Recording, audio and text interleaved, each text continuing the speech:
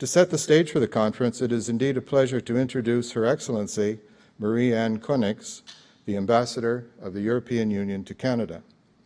She began her posting as the European Union's top diplomat in Canada in September 2013, 3 years ago, after serving for 4 years as Ambassador of the European Union to Mexico. She's been an official of the European Union since 1984, starting her career in the European Commission in the Legal Service Division in 1984. Ambassador Konings has extensive experience dealing with multilateral issues, having served as Minister Counselor at the Delegation of the European Union in New York from 1996 to 2000, and as Minister Counselor at the Delegation of the European Union in Geneva from 2000 to 2004. Prior to heading the European Union delegation to Mexico, Ambassador Konings was head of the Unit of External Relations Department at the European Commission, overseeing relations between the European Union and Latin America from 2004 to 2009. Ambassador Konings studied law at Ghent University in Belgium and did postgraduate studies specializing in international law. We're privileged to have a person with us this morning that has such strong North American roots as well as international roots, and I would ask you to join me in warmly welcoming Ambassador Konings.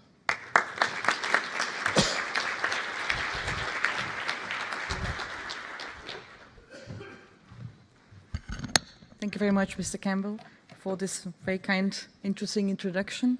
Ladies and gentlemen, bonjour et bienvenue à la conférence de l'Union européenne et le Canada sur l'énergie. Good morning and welcome to this very important conference, and I'm delighted to see so many of you here today, and also coming from very different places also in Canada, from Calgary to New Brunswick, and also many colleagues who are present here. And I think this demonstrates very clearly the great interest in the European Union, in European Union-Canada relations, and certainly in the topic of energy. Cette année-ci, nous célébrons ici en Canada 40 ans de l'Union européenne en Canada. Et pour célébrer cet anniversaire, nous avons organisé 4 conférences majeures en Canada, à Ottawa. Nous avons eu une conférence sur notre coopération avec le Canada sur la défense et la sécurité. La deuxième conférence était sur le partenariat stratégique Union européenne et Canada. Ceci est la troisième conférence qui porte sur l'énergie. Et bientôt, en octobre, nous aurons une conférence sur l'Arctique. Ce sont 4 thèmes qui sont clés dans notre coopération. Ladies and gentlemen, I believe that the European Union and Canada, there are 2 partners which have a lot in common. As I said, 40 years ago, we opened here our office, which we call delegation, in Ottawa. And maybe to give you the importance of it, it was the 3rd delegation that at that time the European community opened. The first one was in Washington, the second was in Tokyo, and the 3rd one was in Ottawa. Today we have 140 delegations worldwide. It was also 40 years ago that the European Union, European Community at the time, signed a framework agreement on economic cooperation with Canada, and it was the first of such ambitious agreement that the European Community signed with an industrialized country. And it laid the foundations to a very strong cooperation, a very strong partnership. And today, Canada is one of the 10 strategic partners that we have in the world. Today also, we are, the European Union, the 2nd largest trading partner and the 2nd biggest investor in Canada. And we both consider that promoting free trade is a motor of growth and jobs. You probably all here present have heard about the CETA, the Comprehensive Economic Trade Agreement, and we really hope, and I think there is a very good chance that we will have very soon in October the CETA agreement signed between Canada and the European Union. Notably, the signing should take place at the European Union-Canada Summit, which is foreseen in October in Brussels. We are also working at another milestone agreement, which we also hope to sign in Brussels, which is the Strategic Partnership Agreement, which intensify, I would say, already existing cooperation, but particularly intensifies cooperation in a number of new areas like energy, innovation and climate change policy. Energy, we all know that reliable and steady flow of energy is absolutely key to modern economies and for the high quality of life. And particularly in Europe, it has a special importance. It actually triggered the European integration in the 50s because it was the European coal and steel community of 1950s which actually was created by tying our energy resources together, particularly the energy resources of key countries, the founders, Germany and France at the time, together in order to avoid avoid war and to make them more working together.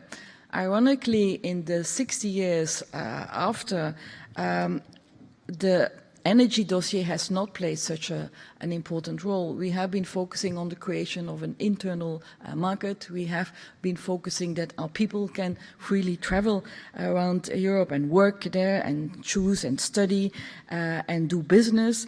But energy systems, until I would say rather recently,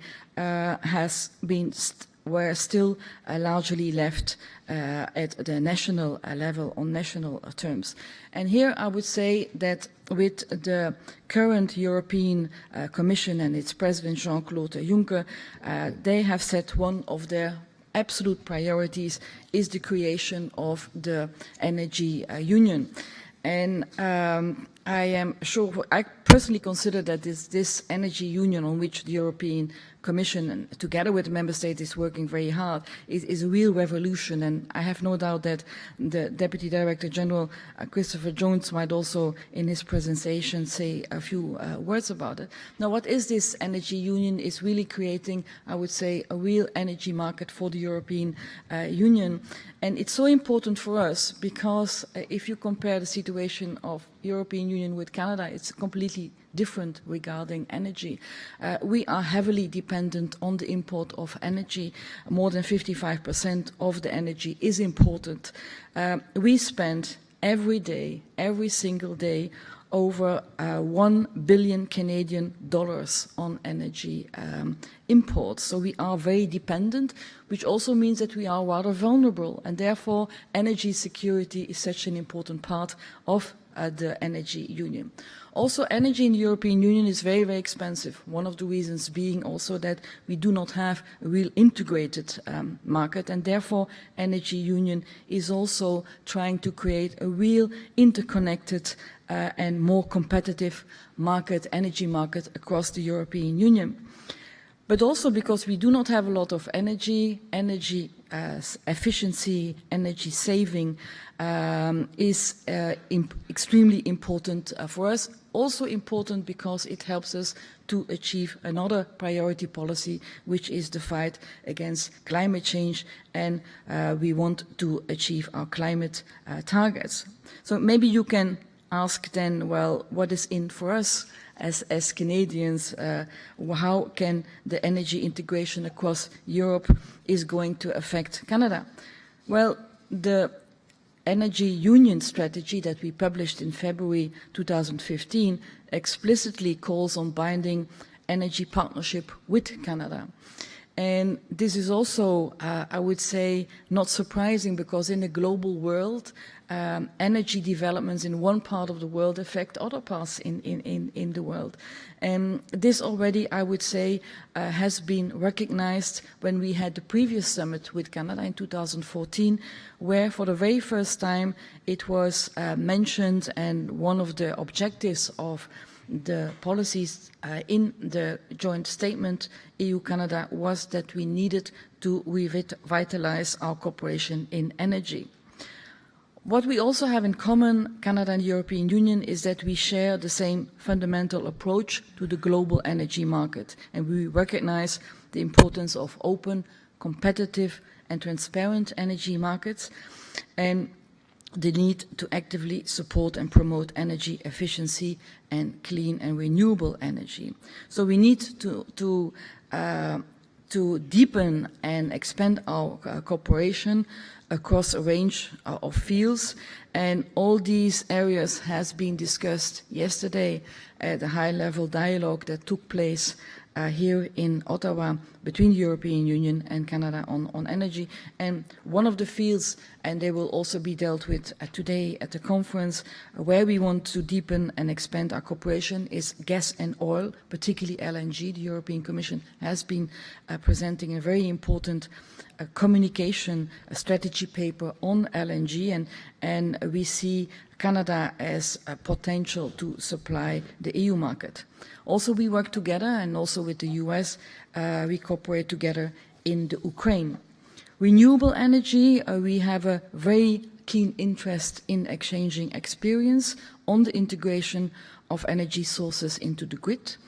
We work already and cooperate with Canada together on research and innovation, and we would like also to focus it on carbon capture, storage and smart grids. And finally, we cooperate already in international energy fora such as G7, G20, International Energy Agency, and we work together in the framework of the UN. We both have, Canada and the European Union, also a great responsibility towards the viability of this planet, and therefore key importance for us are sustainable energy, green energy, renewable energy, and this is a field which is actually really booming in the European Union and has already created over 1 million jobs. And we know that there is already a good cooperation between the European Union and Canadian scientific researchers and entrepreneurs on green energy. And I had the occasion by traveling across Canada to see how already there you have very impressive progress made in this field. So we in Europe, we can benefit from and learn from the experience of the Canadian government, notably Natural Resource Canada, which I know is investing a lot in this field, and we believe also that we can bring to the table best practices from all across the European Union.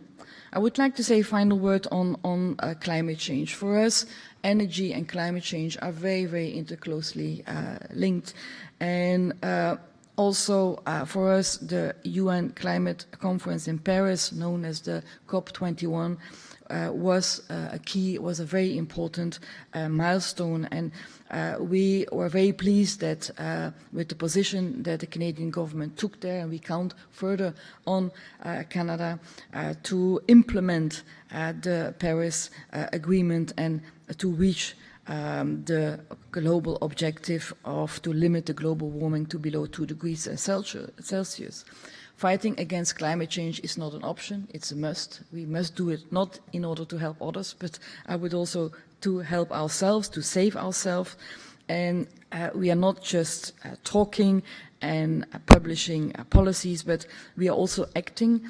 The European Union has a most ambitious climate and energy plan for cutting at least 40% of our greenhouse gas emissions from 1990 levels by 2030, and we have very ambitious targets for renewable energy and energy efficiency, which I said are very closely linked.